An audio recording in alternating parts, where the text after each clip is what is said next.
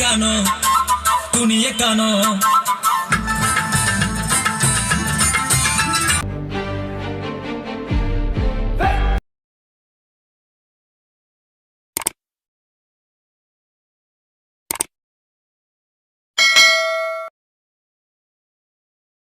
இப்போ நேரில் வந்து பார்த்ததுனால ரொம்ப சந்தோஷமா இருக்கு. இது வந்து இப்போ பதிவு போட்டீங்க, ரொம்ப அருமையா இருக்கு கேட்கறதுக்கு.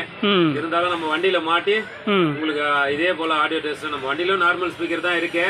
இருந்தாலும் மாட்டி பார்த்து உங்களுக்கு ஆடியோ டெஸ்ட் எடுத்து கண்டிப்பா உங்களுக்கு பதிவு வந்து உங்களை நேரில் பார்த்ததுல எனக்கு பெரிய விஷயம். செட்டு பேனலு உங்களுக்கு இந்த டிசைனு செட்டுக்குள்ளே போட்டிருக்கக்கூடிய மெட்டீரியல்ஸ்லாம் உங்களோட திருப்திக்கு உங்களோட திருப்திக்கு சொல்லுங்க.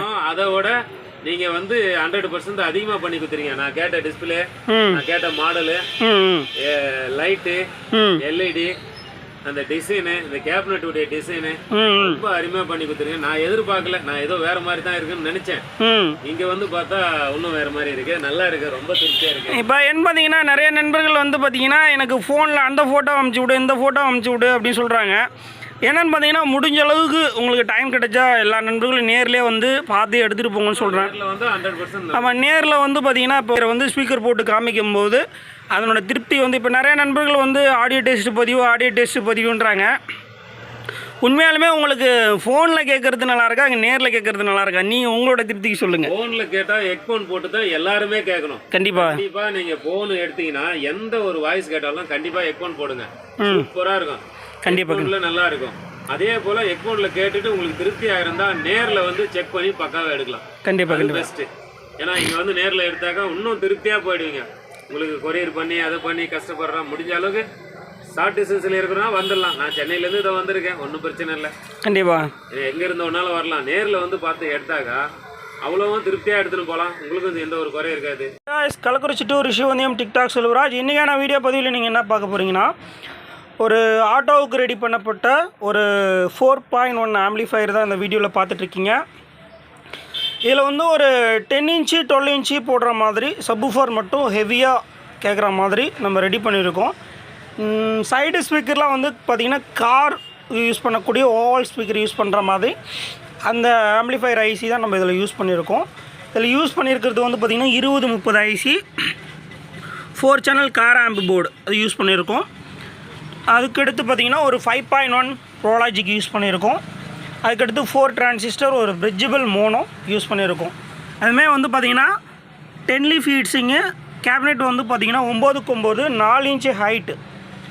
ஏன்னு பார்த்தீங்கன்னா இப்போ ஏற்கனவே நான் ஒரு வீடியோஸில் சொல்லியிருப்பேன், இந்த மாதிரி வந்து ஆம்பிளிஃபையர் வந்து ரெடி பண்ணுறது வந்து பார்த்துட்டிங்கன்னா நம்ம ஒரு குறுகிய கேபினெட்டில் ரிசல்ட்டு வந்து பார்த்திங்கன்னா எனக்கு 12 இன்ச்சு போடுற மாதிரி வேணும், ஒரு 1313 கேபினெட்டில் வந்து ஒரு 12 இன்ச்சு போடுற மாதிரி வேணும் அப்படின்னு கேட்கும்போது வந்து கண்டிப்பாக வந்து பார்த்திங்கன்னா நம்ம செய்யலாம் அந்த வேலையை. இப்போ இதே வேலையை வந்து செஞ்சு கொடுக்கலாம். இதே போர்டை வந்து ஹீட்ஸிங் ஹைட்டு கம்மியாக போட்டு ஒரு நார்மலான ஹீட்ஸிங் போட்டு நம்ம வந்து செய்து கொடுக்கலாம்.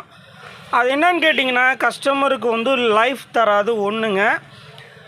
அதனால் வந்து பார்த்திங்கன்னா ஒவ்வொன்றுத்துக்கும் கணக்கு இருக்குங்க. நம்ம கொடுக்கக்கூடிய வோல்டேஜிலேருந்து கொடுக்கக்கூடிய சப்வூஃபர்லேருந்து டோட்டலாக வந்து பார்த்திங்கன்னா நம்ம போடுற அலுமினியத்துலேருந்து அந்த கேபினட்டோட பிளேஸ்மெண்ட்லேருந்து ஒரு ஆம்பிளிஃபையரை வந்து நீங்கள் பக்காவாக டிசைன் பண்ணால் மட்டும்தான் அந்த இடத்தாண்ட கஸ்டமரை திருப்திப்படுத்த முடியும், லைஃபும் கொண்டு வர முடியும்.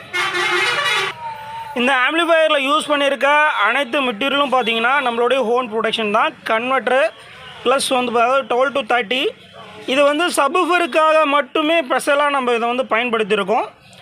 இந்த ஆம்பிளிஃபையரில் வந்து பார்த்திங்கன்னா சப்வூஃபருக்கு ப்ளஸ் ப்ரோலாஜிக்கு இதுக்கு மட்டும்தான் இந்த கன்வெர்ட்டர் வேலை செஞ்சிட்ருக்கும். மற்ற 4 சேனல் கார் ஆம்ப் அது வந்து பார்த்திங்கன்னா டேரெக்டாக வண்டியிலேருந்து வரக்கூடிய 12 வோல்ட் டிசியில் ஒர்க் ஆகிட்ருக்கும். ஆம்பிளிஃபையர் வந்து பார்த்திங்கன்னா சென்னை முனுசாமின்ற ஒரு நபருக்காக நம்ம செய்தோம். என்னென்னு கேட்டிங்கன்னா ஒரு ஆம்பிளிஃபையர் வந்து பார்த்திங்கன்னா எனக்கு சப்வூஃபர் வந்து நல்லா இருக்கணும், அது மாதிரி ஆடியோவும் வந்து பார்த்திங்கன்னா எனக்கு ட்ரிபிள்லாம் கொஞ்சம் எக்ஸ்ட்ரா வேணும், அது மாதிரி மிட்டு வந்து எனக்கு தேவை, வாய்ஸ் குறைக்கிற மாதிரி இன்க்ரீஸ் பண்ணுற மாதிரி அப்படி சொல்லி கேட்டார்.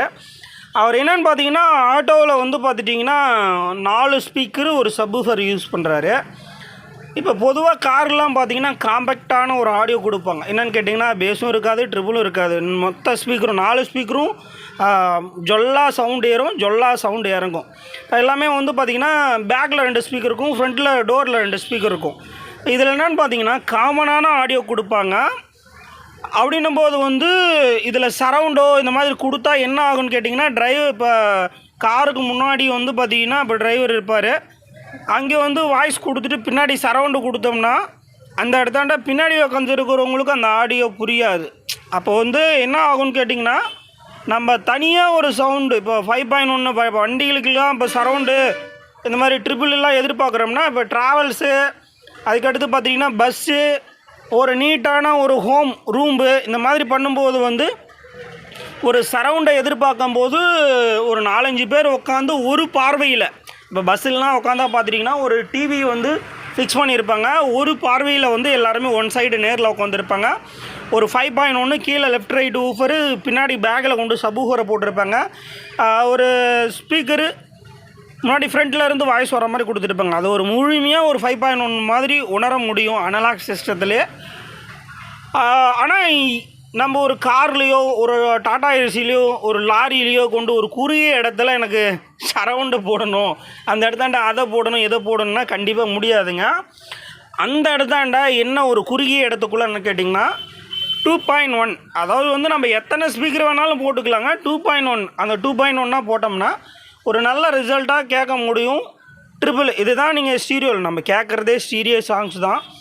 அதில் போய்ட்டு 4.1ன்றது வந்து ஒரு மோனோ சரவுண்டுங்க. அதை போய்ட்டு வண்டியில் கேட்கும்போது சில நபர்கள் வந்து விரும்புவாங்க, சில நபர்கள் விரும்ப மாட்டாங்க. ஏன்னு கேட்குறீங்கன்னா, பழைய பாடல்களுக்கு ஒரு சிலது வந்து சரவுண்டு ஓப்பன் ஆகும், ஒரு சில இதுக்கு வந்து பார்த்திங்கன்னா சரவுண்டு ஓப்பன் ஆகாது. இதை தான் நீங்கள் தெரிஞ்சுக்கணும் நண்பர்களே.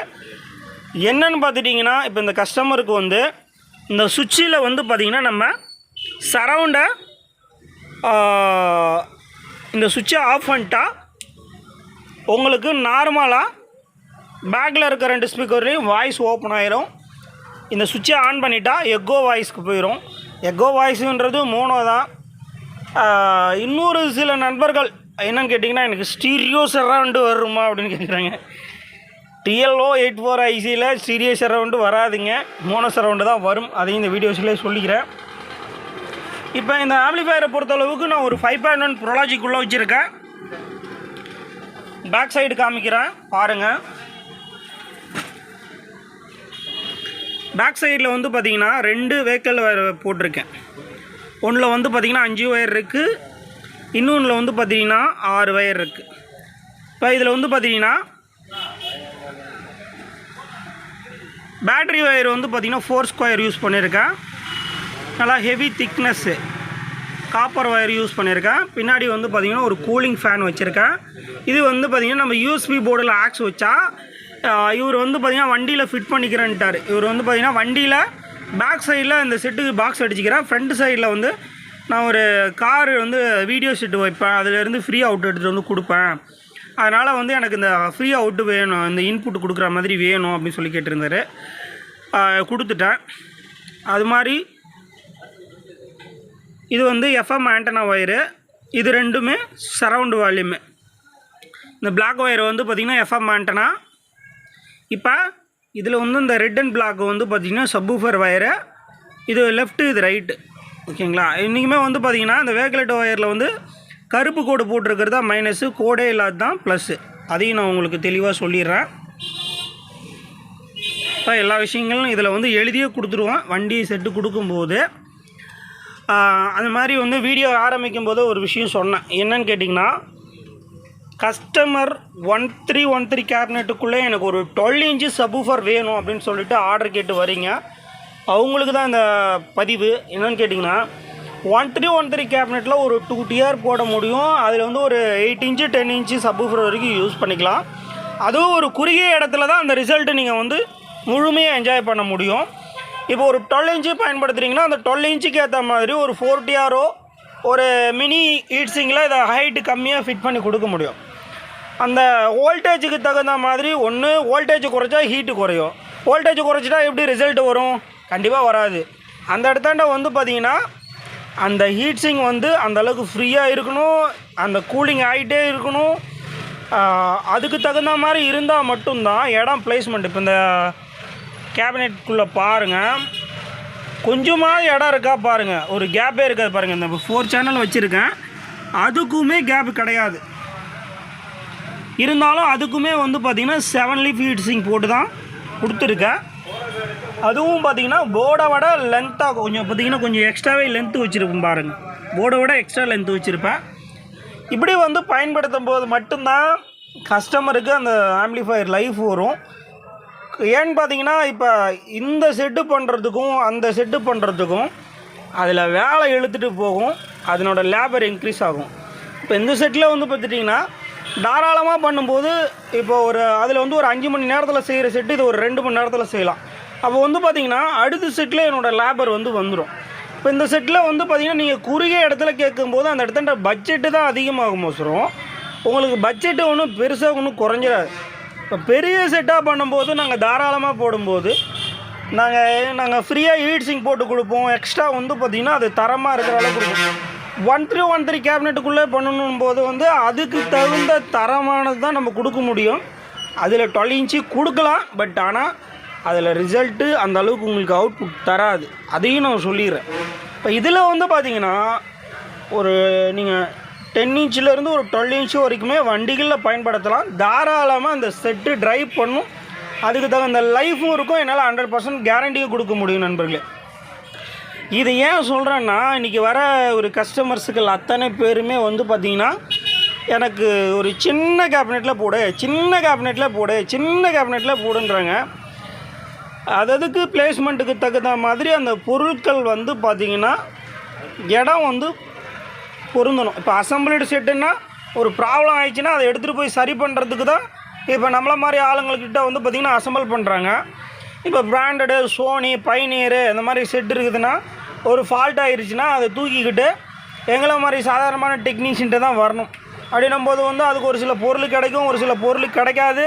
அப்படின்னும் போது உங்களுக்கு அந்த இடத்தாண்ட வந்து கண்டிப்பாக வந்து அது யூஸ் அண்ட் த்ரோ மெட்டீரியல் தான். இப்போ நம்ம இதை அசம்பிள்டு பண்ணுறவங்க வந்து பார்த்திங்கன்னா நம்மளுக்கு ஏதோ ஒரு ஐசி போயிச்சோ, ஒரு டிரான்சிஸ்டர் போயிச்சோ, அந்த இடத்தாண்ட சர்வீஸ் பண்ணக்கூடிய நம்மளுக்கு திறமைகள் இருக்கும்போது இந்த இடத்தாண்ட பொருள் கிடைக்கும். இப்போ நம்ம ஏரியாவில் ரெடி பண்ணக்கூடியது பொருள் கிடைக்கும்.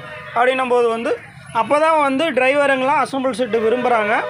ரெண்டாவது இந்த ட்ரிபிள் அண்ட் பேஸுக்கு மட்டுமே இது எந்த பிராண்டட் செட்டில் எடுத்துக்கிட்டிங்கனாலும் ட்ரிபிளை வந்து நம்ம அசம்பிள் செட்டில் வந்து பார்த்திங்கன்னா பஸ் பிடின்னு சொல்லுவாங்க.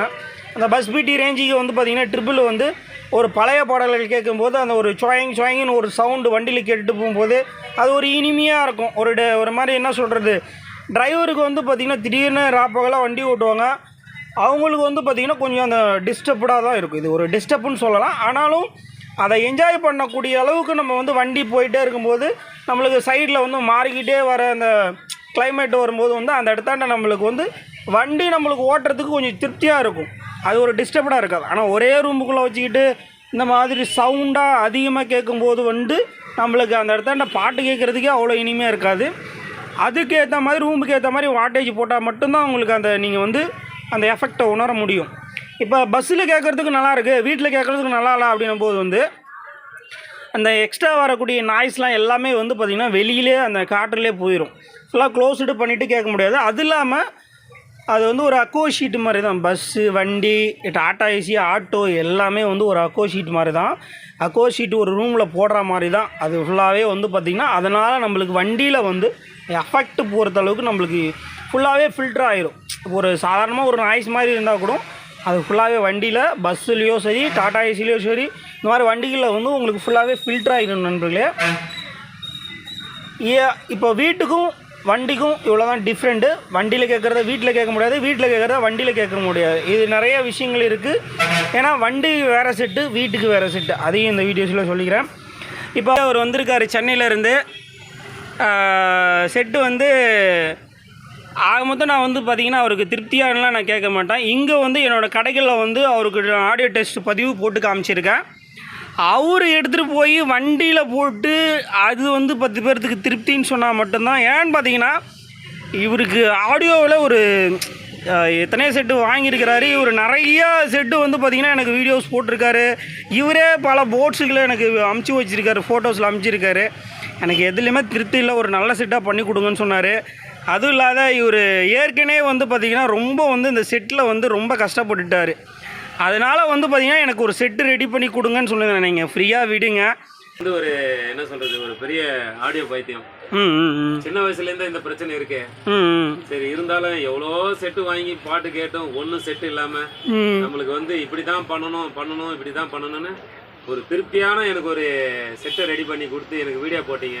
அதை பார்த்துட்டு நான் நேரில் வந்திருக்கேன். கண்டிப்பாக நீங்கள் காலையில் கிளம்பி இதோ இப்போ வந்திருக்கேன். 4 மணி 3 மணி உங்களுக்கு வீடியோ வந்திருக்கேன். கண்டிப்பாக இந்த மாதிரி முடிச்சு கொடுத்துருங்க. அதை எதிரிலே பார்த்துட்டேன். கண்டிப்பாக எந்த ஒரு குறை இல்லாமல் பக்காவாக இருக்கு. சரிங்க, ரொம்ப சந்தோஷம்.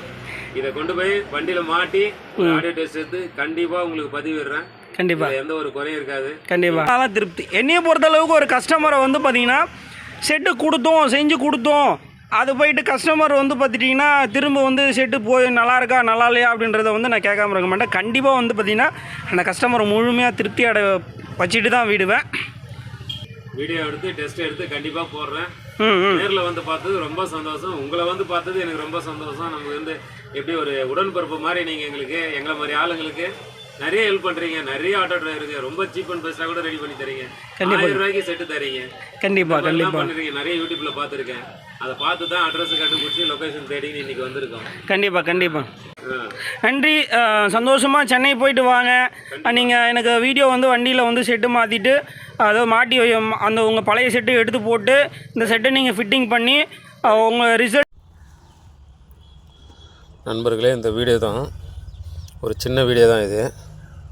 இதுதான் நம்ம இந்த டிக்டாக் செல்வராஜ் அவர் நமக்கு ரெடி பண்ண செட்டு. இது 4.1 இதான் மாட்டிகிட்டு இருக்கான்.